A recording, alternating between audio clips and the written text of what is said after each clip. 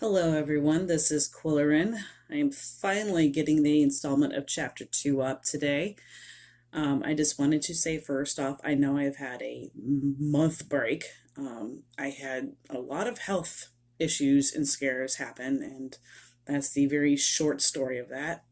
I don't want to keep you too long. Just wanted to let you know that, and that I will keep continuing this, even though I'm starting off with very minimal technology and everything here. I am still working on getting things up to where I really want them to be. It's a financial matter of getting the right tools. So, without further ado, Chapter 2, The Crane. That was the best day ever. I haven't had that much fun or food in forever. It's just too bad this day has to end, I said. Well, who says it has to end? Mom said. We still have our present to give to you, but it's not quite like the other 100 gifts you got today. You know, you are one really spoiled kitty. Yeah, well, at least I appreciate all that you guys do for me. I really can't even begin to imagine my life without you. So, where is this last gift anyway? Oh, it isn't something that can be wrapped. Oh my, is it really that big? Did you finally give me that pony? No, I'm kidding, but seriously, where is it? I asked quizzically. Oh, sweetheart, Mom called to Dad. It's time to give Quill our present. Would you meet us in the library? We heard scuffles in the kitchen, and the refrigerator door slammed shut. Mom and I laughed because we knew that Dad was sneaking yet another piece of cake.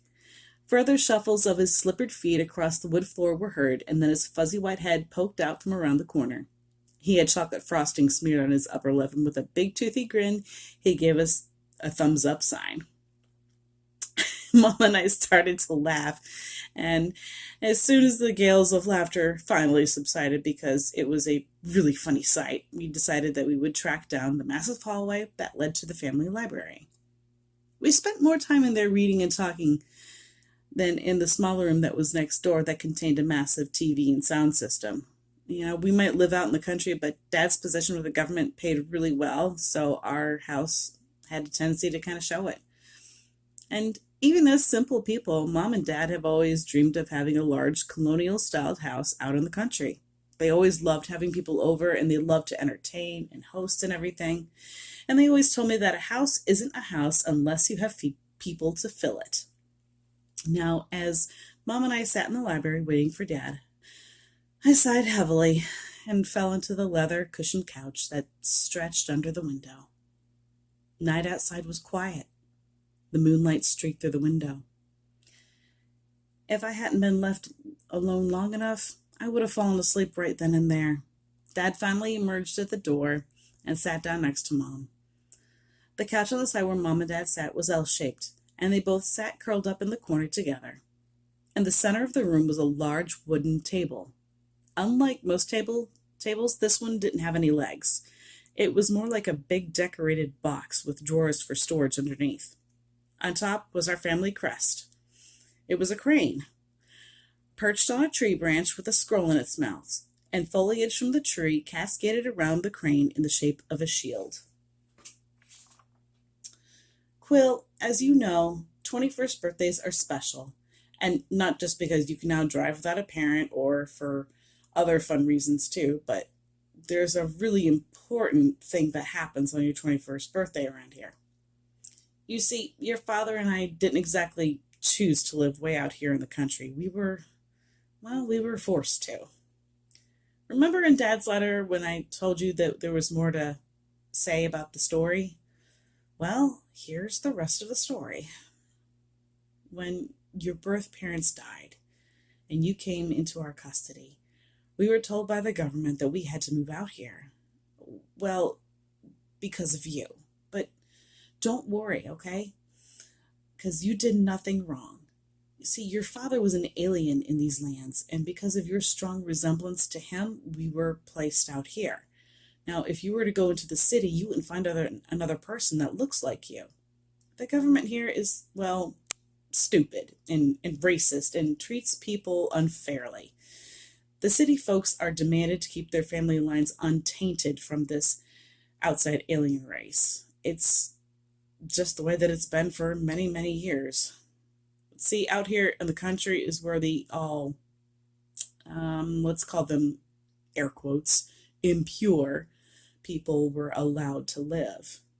I hate that term and I hate the government that is so racist. It makes me so mad. I just can't stand it. At this exclamation, Dad put his hand on her hands and shushed her with the other hand. And after a pause, my mom sighed and started again. So, you see, that is why you've never been into the city. You and all your cue balls, as you call them, are the same way. That's why you guys have a tendency to look alike and probably why you get along so well. See, out here in the country, it's divided up into 17 districts, and they are listed as letters A through Q. Now, as the law states, children are to be named using the letter of their district. This is why you are Quill, and all your other friends have names that start with Q. The government wanted it done this way so they could keep track of all the the ones that they deem unworthy. Wait a minute. Does this have anything to do with my birthday present? Because seriously, you guys are totally bumming me out. I'm sorry, kitten, Mom said. I'm getting to it. But one more thing I should share with you. People who live in the city, they're privileged beyond what you could ever possibly imagine. You think you've got it good? Well, in the city, they have chauffeurs and servants and all kinds of lavish clothes, electronics, jewelry, houses, cars, you name it, they got it. But there is something else that separates you from them. They have powers, supernatural ones. Powers are genetically linked through each city family. One family may have the power to fly, or swim underwater for hours without breathing, or even invisibility. But it could also be something like the ability to run really fast or X-ray vision, and these powers don't settle in until the age of 21. And some families have multiple powers. Take, for instance, the Johansson family that has the current rule in the government.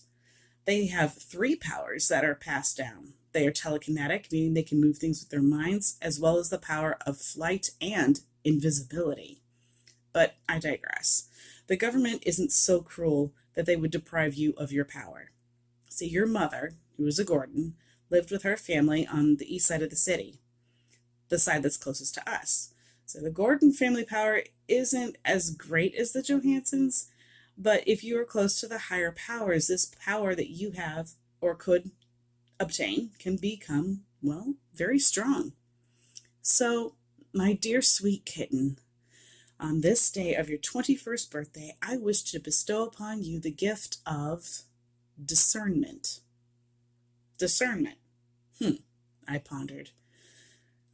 Discernment. It's the power to identify people's intentions, whether good or evil, to discern the path of righteousness from the path that leads to destruction. I think I understand that. So the closer my soul is to the higher powers, the stronger my power gets. So technically, if I stop my studies and my prayers and everything, I could lose this power? I asked. That is absolutely correct. I knew we raised you right. You see, kitten, our family has only one power, and it's not the most impressive one out there, but it is one of the most admirable of all the gifts that you could get. So while Louis Johansson is flying over the city, showing off and attending social meetings with your father, and I have managed to hone our gift of discernment to the point where we can often communicate with each other without even talking. We can just sense what the other one is feeling. Wow, that sure is a lot to take in, I said. So, do you suppose I could train my power to be as good as yours? I mean, well, how strong do you think this power can be? Well, Mom said, first off, they aren't really powers. That's just what they call them in the city. To us and how we raise you, they are gifts. And when you call them powers, it kind of makes them seem as if you were the one who created that power. It's almost selfish in nature. See, gifts, they come from the higher powers. They are the ones who created them and very carefully are placed inside each and every person. You are given the gift of discernment for a very specific reason. And you may not know what that is just yet, but you will, as long as you remain vigilant and alert to your studies and what the higher powers are telling you about your gift, you will grow in ways you will never expect.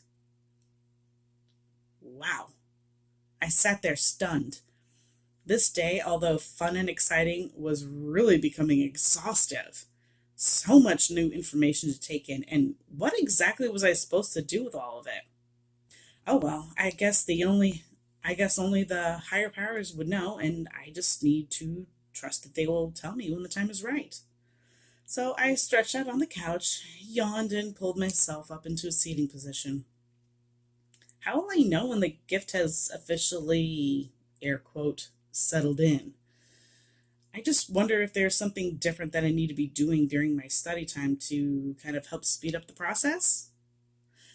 Um, it's kind of a gradual thing, Mom said.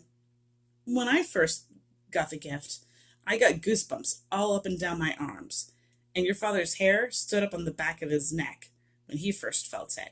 And I would imagine that would be something similar to that for you. Though it could be something entirely different, she mused. Yawning, she turned around to face father.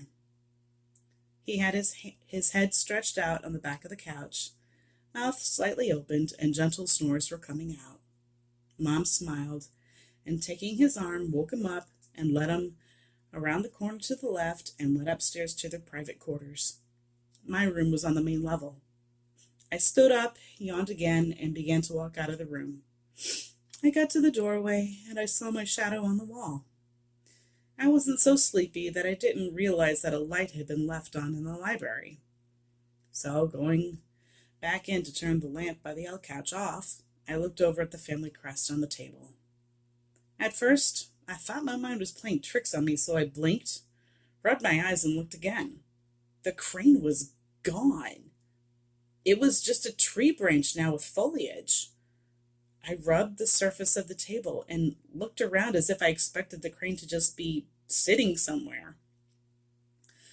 I was tired and confused. I just stood there dumbfounded. What is going on here, I thought. And after standing in the same spot for another 5 minutes, I realized that wherever this crane went, it probably wasn't coming back.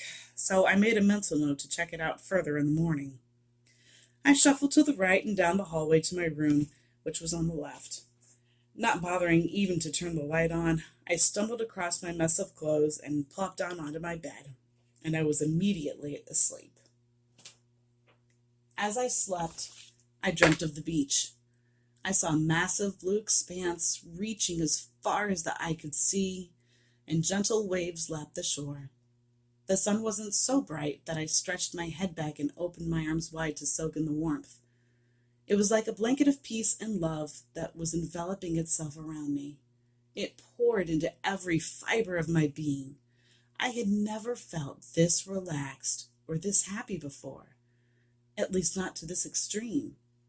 And the warmth of the sun was infectious, and I felt like laughing and singing and crying all at the same time. I opened my eyes and could see seagulls high above flying overhead. Their cries actually pierced my soul. What wonder is this? This is unlike any beach I've ever been to, and yet it feels so much like home. I ached for this feeling to last forever. The seagulls came closer, as did their cries. One flew down to the beach itself, skittered over towards me, and it sat there, cocked its head at me, and after a while opened its beak and squawked at me. But it wasn't like the cries that I had heard before, when it was loud, kind of awkward, and a little duck-like even. It kept squawking at me, and finally I woke up. I rolled over on my side and faced the bedroom door. I opened one eye and saw a light. I was instantly awake because I knew I had never turned on any lights, and I have no windows. So opening the other eye, I saw a light that was coming from the door itself. I bolted upright in bed and scooted to the far side of the bed with my back against the wall. I sat and watched in amazement as the outline of a crane appeared on my door. It was as if someone was drawing it on my door, and all I could see were the marks of an invisible pen. As the outline of the crane completed itself, a brighter light emanated from inside the crane. The drawing of the crane shuddered and then miraculously turned its head and looked straight at me. With the scroll still in its mouth, the head pushed forward and out from the door. And before I could even fathom what was happening, it was actually stepping out of the door and actually walked right over to me. I hid my eyes because I was scared because of the light. It was so intense, I couldn't even look at it. Through the blanket that now covered my head, I heard a voice, and not an unpleasant one like I was expecting. This snow white crane with its black onyx eye and its beak that was gleaming brighter than gold spoke to me, and he said, "Fear not, I go before you always. Come, follow me, and I will give you the true rest that you so desperately seek."